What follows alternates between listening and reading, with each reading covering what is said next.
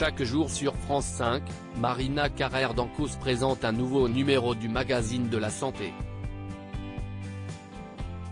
Elle s'entoure notamment du docteur Jimmy Mohamed qui décrypte le dossier actu du jour avec reportages et invités. Le médecin généraliste est également présent pour apporter tous ses bons conseils. Et justement, il en partage pas moins de 39 dans son nouveau livre Zéro contrainte pour maigrir, édition Flammarion, paru ce mercredi 1er février 2023.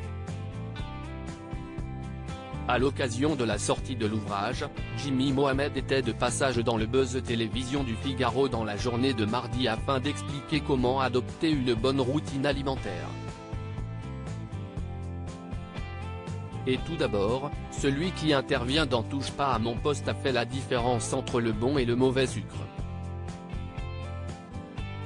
Il y a deux types de sucre, ceux qu'on trouve dans les fruits et qui ne posent aucun problème et ceux transformés dans des gâteaux par exemple.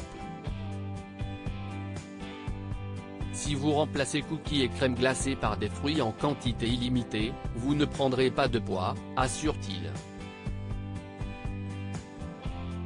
Jimmy Mohamed prône à la place le vinaigre, un produit brûleur de graisse.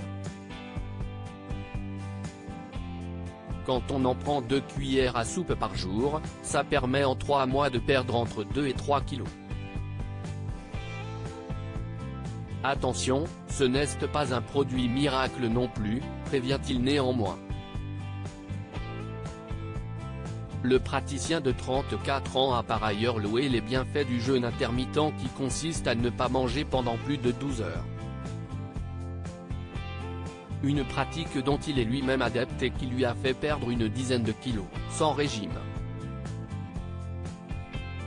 À titre personnel, je pratique le jeûne intermittent et je pense que c'est l'une des clés qui m'a permis de maintenir ce poids stable, a-t-il estimé, précisant prendre son premier repas de la journée à 16h30. Selon lui, l'une des raisons de se mettre au jeûne serait une question de santé. On mange trop. Et à aucun moment, on ne laisse notre tube digestif au repos. On ne fait même pas la distinction entre la faim et l'envie de manger. Les études montrent que le jeûne intermittent favorise la perte de poids et le gain d'énergie, a-t-il fait savoir.